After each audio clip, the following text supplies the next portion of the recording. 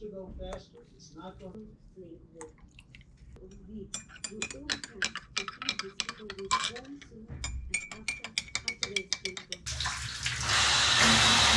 And with all of that sorted, it was time for us to head on over to Terminal 5 for a pretty early morning check-in for a flight over to San Francisco.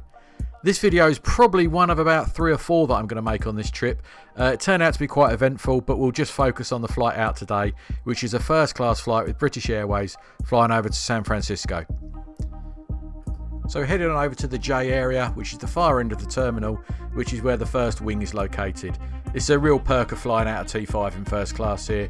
Private check-in area, which also leads you to a separate security lane, which takes you straight through into the first class lounge. So a real nice touch and a real nice experience. Having said that, today was quite busy in first class check-in. It takes sort of 5 to 10 minutes to get checked in and move through to security. Not normally like that, but I suppose it's just a sign that air travel's picking back up.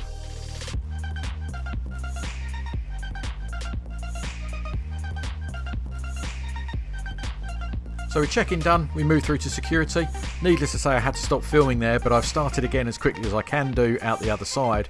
And this 20 metre or so corridor kind of takes you straight out into the first class lounge, where champagne is pretty much immediately available, or teas or coffee or whatever it is. BA's set up slightly bizarre, I suppose, really, because we won't be staying in the first class lounge. Because we've actually got first class tickets, we've got access to the Concorde lounge, which is the upper tier or the top lounge available. This lounge is primarily focused, I suppose, on people with Executive Club Gold status or One World Partnership equals. Perfectly nice lounge. I'll stick a video link up in the pop-out banner now, just so you can do a full tour of this lounge. But very shortly, we'll just be swinging a left and heading on over to the Concorde Room.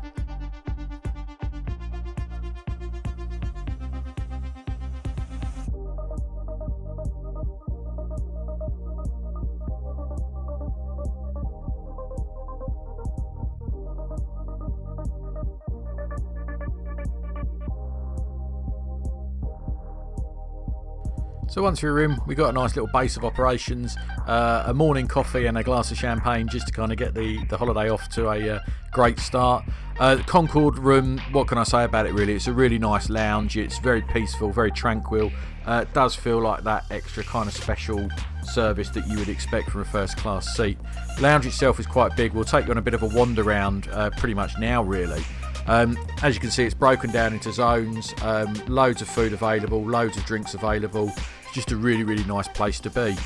For me, it's a real direct competitor, I suppose, to the Virgin Atlantic Clubhouse, but very different in the same stretch really. The Clubhouse is a bit more lively, has a bit more of a holiday atmosphere, whereas the Concorde Room pretty much has I suppose an elegant feel to it, a lot more tranquil, a lot more peaceful. So I suppose it's really difficult to compare the two, if I'm honest. I like both of them, but they have very different vibes about them. The things I do like about the Concorde Room is just on the right here now, it has a restaurant area which we'll take you into shortly. But yeah, the terrace on the outside is a really nice touch as well. I'm not sure I want to put my hat on either one about being better or worse than the Virgin Club Lounge. But yeah, nice place.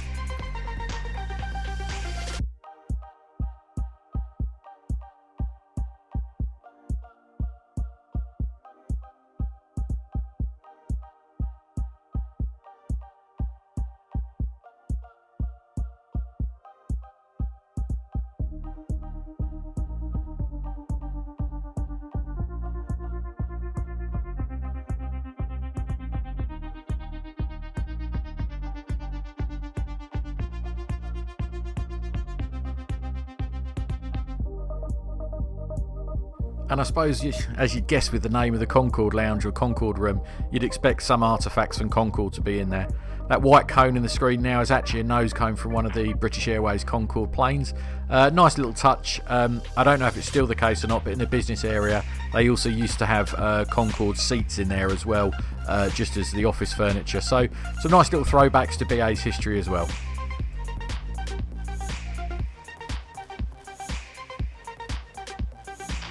So I mentioned earlier the kind of specific eating area. That's where we headed on over to for a bite of breakfast. Loads of little booths here that give you a real decent amount of privacy. It's a full service menu. Needless to say, we were there early in the morning, so it was a breakfast menu. I won't overly dwell on that, but if you want to pause it to have a look at it, you can do. Overall, really top quality food. We've managed to eat here a couple of times. Both times we've kind of left with the impression of it's pretty much high quality restaurant food. Really nice. Service was flawless. I kept on getting my champagne tops up, which kept a smile on my face. We went for the eggs Benedict, really nice and cooked to perfection, as this next shot will show you.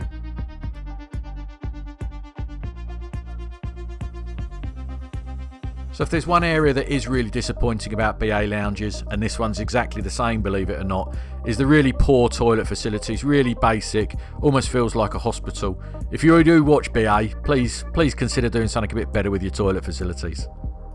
So if you do want to leave the peace and tranquility of the Concorde Lounge, you can do so, to wander around the terminal, visit the other lounges, or do whatever it is you want to do. You can re-enter the lounge back through, it used to be called the Millionaire's Door, directly from the terminal, very close to where security spits you out. There it is now. Doesn't really look like Millionaire's Door, it's fairly innocuous really, but it does allow you access in and out of the terminal as you see fit.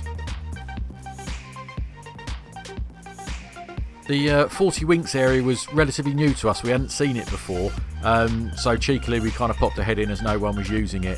I suppose I quite like the idea actually. Little sleep pods where if you are really desperate to have a snooze or a lay down and the cabanas or day beds aren't available, then you can sneak in there for 40 Winks really. And as always, whenever you're in a really nice airport lounge, the time just flies by, and it wasn't long until we were called over to the B gates for our flight to depart to San Francisco.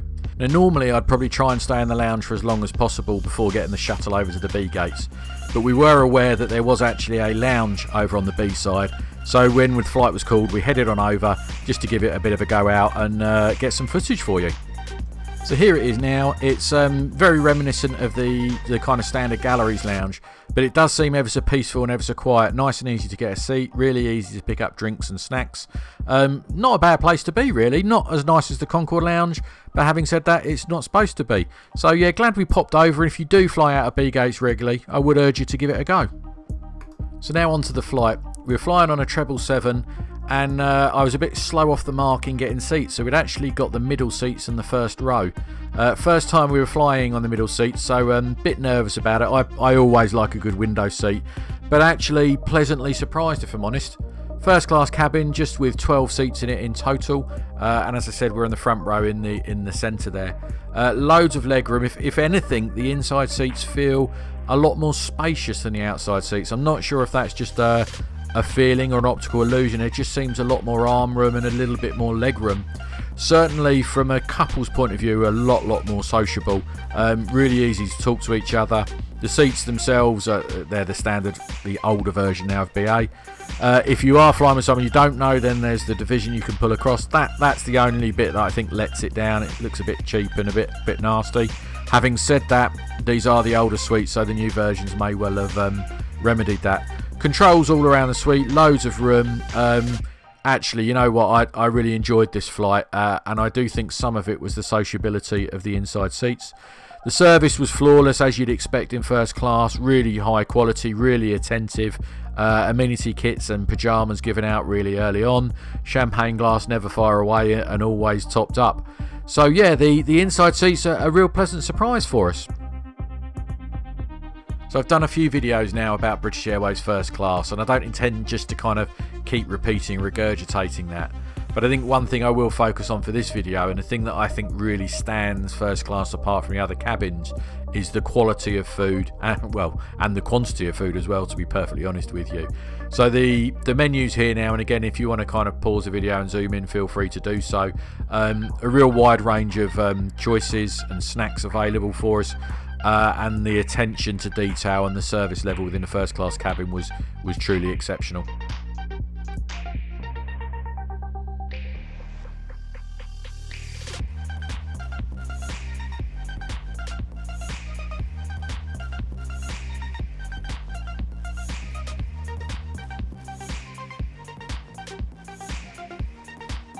So I'll just give you a few shots of some of the food, and I can't really praise it enough really. It looks really good, and I can assure you it tasted as nice as it looked really.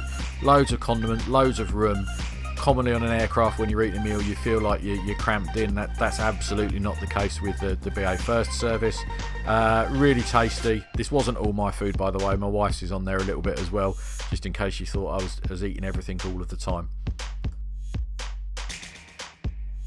And then after what felt like a short time, which I think is always a marker of a good flight, is if it feels like it goes really quickly, we arrived in San Francisco. So my review of the flight on this one was really positive, to be honest. The Heathrow experience was really good.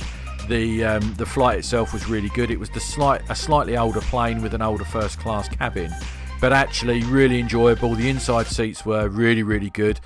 Something I'll seriously consider doing again in the future, just because of the sociability of it all. That was probably the most uneventful part of the trip. We checked into the Fairmont in San Francisco. I will put some footage up of that shortly in another video, just to kind of, if you're interested in the hotels, etc.